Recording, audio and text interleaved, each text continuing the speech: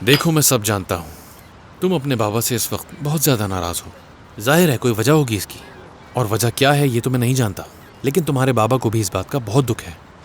जब बात मेरे बाबा की हो तो ज़रूरी नहीं वो क्या करते हैं और क्या नहीं करते। बातें घुमाना वो अच्छी तरह से जानते हैं।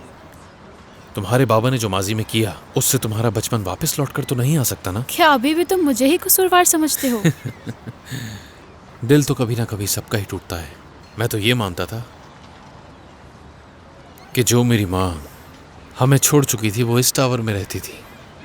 मेरे बाबा को लेजेंड्स ऑफ इस्तांबुल पढ़ना बहुत पसंद है, उन्हीं से सीखा सब। तो तुम्हें सच्चाई कैसे पता चली?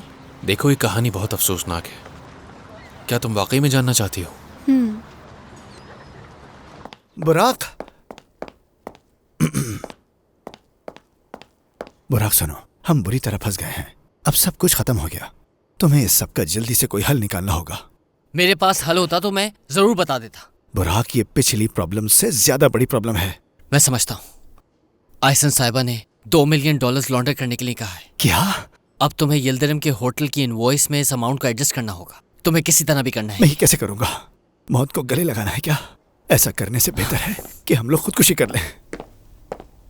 बुराक, क्या तुम कुछ नहीं कर सकते? क्या अकरम साहब से मदद नहीं मांग सकते?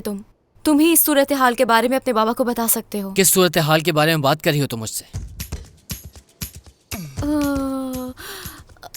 तुम्हें नहीं मालूम शायद। ठीक है, मैं तुम्हें सारी बात तफसील से बता देती हूँ, लेकिन तुम सबसे पहले बैठ जाओ, आराम से बैठ जाओ।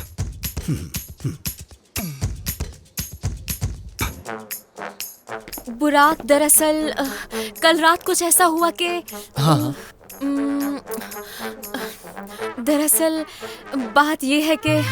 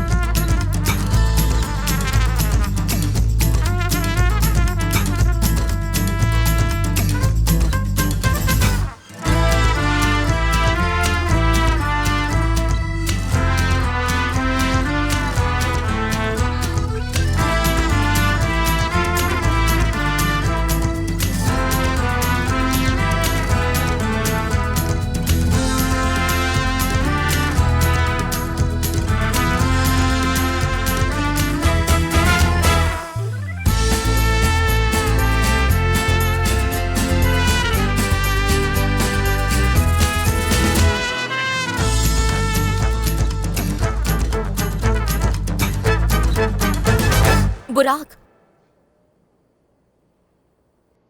क्या कुछ कहोगे नहीं हमसे?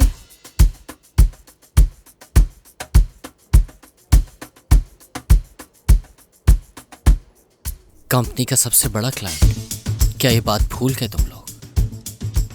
12 होटल्स का काम, हाँ, वो भी एक ही रात में।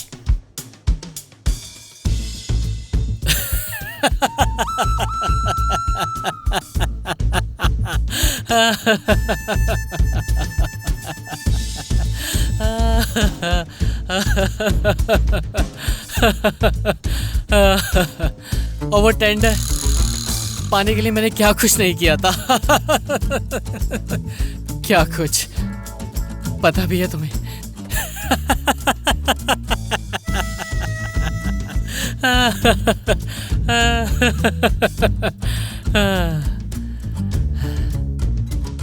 कुछ अंदाजा नहीं है तुम लोगों के मैं किसके साथ काम कर रहा हूं। अंदाजा भी नहीं कर सकते।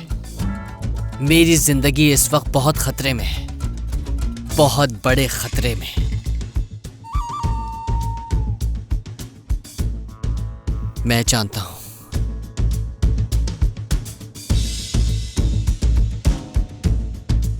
कि मैं खतरे में हूं। किस वक्त क्या हो जाए कुछ भी नहीं पता, एक पल का भी नहीं।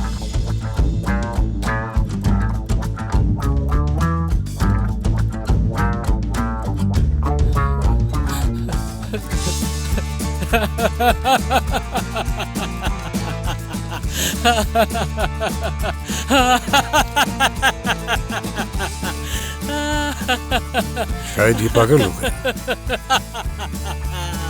ओ मेरे खुदा, तमीर साहब ने बुराक साहब का क्या हाल कर दिया, बेचारे।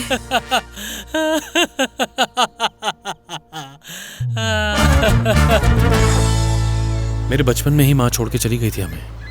मैं अक्सर बाबा से पूछता था कि वो वापस क्यों नहीं आती, और मेरे बाबा टाल देते थे इस बात को। शायद उन्हें ऐसा लगता था कि मैं इस बात को जल्द भूल जाऊंगा। और जब उनको खुद यकीन हो गया कि मेरी माँ वापस नहीं आने वाली, तब उन्होंने मुझे आहिस्ता आहिस्ता खुद समझाना शुरू किया। तुम्हारी माँ इस टावर में रहती हैं जो जहाज़ों को रास्ता दिखाती हैं पानी से गुजरने का, और अगर वो अपना काम छोड़ देंगी तो जहाज़ सारे आपस में टकरा जाएंगे, हर जगह आग लग जाएगी, तबाही मच जाएगी पूरे इस्तांबुल में। तुम कितने साल के थे? 6 साल का था। मुझे अब लगता है कि वाकई 6 साल के बच्चे को ये बताना कि उसकी माँ उसे छोड़ के जा चुकी है, ये कहना तो आसान हो सकता है, लेकिन उस बच्चे के लिए सुनना बहुत मुश्किल। पढ़ाई के लिए मुझे बोर्डिंग स्कूल भेज दिया गया। मजमून लिखने से सब सच्चाई पता चली। अच्छा, वाकई? एक बार टीचर ने अपने पेरेंट्स के बारे में लिखने के लिए कहा, जैसे कि वो लोग कौन हैं, क्या करते हैं, कहाँ रहते हैं। अच्छा, तुमने लिखा या नहीं? लिखा ही नहीं बल्कि सबके सामने जोर से पढ़ा भी, कि इस्तांबुल और बॉस्फोरस के लोग अगर चैन की नींद सोते हैं तो सिर्फ मेरी माँ की वजह से।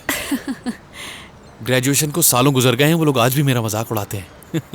मुझे तुम्हारे बाबा पसंद आए। ये सब सच्चाई जानने के बावजूद भी। हाँ, कभी कभी ऐसा हो जाता है। चले जाते हैं कहीं। अपने बच्चों को छोड़कर? वैसे एक बात मुझे समझ में नहीं आ रही, तुम्हारी माँ ने तुम्हें छोड़ा था, लेकिन तुम अपने बाप से नफरत करते हो, ऐसा क्यों? मैं नफरत नहीं करता उनसे, लेकिन माफ करना उतना आसान नहीं है। फिर तो तुम समझ सकते हो मुझे। मेरे पास तो वजह है अपने बाबा को माफ न करने के लिए। वजह होना जरूरी नहीं है, सारी बात अंजाम की है। तुमने अपने बाबा को अकेला छोड़ दिया, अपना रास्ता खुद बना रही हो, और जाहिर है जिंदगी में कुछ करना भी चाहती हो। मगर मुझे उसके लिए उनकी जरूरत नहीं है। वक्त के साथ उम्र तो बढ़ जाती है, लेकिन उनका तजुर्बा तुमसे बहुत ज्यादा है, और बड़े हमारे लिए सही फैसले लेते हैं। जिस यतीम खाने के बच्चों को तुम आर्ट पढ़ाती हो, इसी काम में तुम्हारे बाबा तुम्हारी बहुत मदद कर सकते हैं। बल्कि तुम तो उन यतीम बच्चों के लिए एक नया स्कूल खोल सकती हो। उनकी मदद लेने का मतलब है उनकी तरह से काम करना। देखो, बड़े होने के नाते तुम अब इस बात को समझो। छोटी बच्ची की तरह जिद मत करो, बल्कि साथ दो उनका। क्या ख्याल है? इसके लिए वो मेरे सामने अपनी शर्तें रखेंगे जो मुझे कबूल नहीं। अपने बाबा को माफ करने के लिए तुम्हें चाहिए क्या, मुझे बताओ। बाकी सब मुझ पे छोड़ दो। अब कल मैं तुम्हारे फोन का इंतजार करूंगा।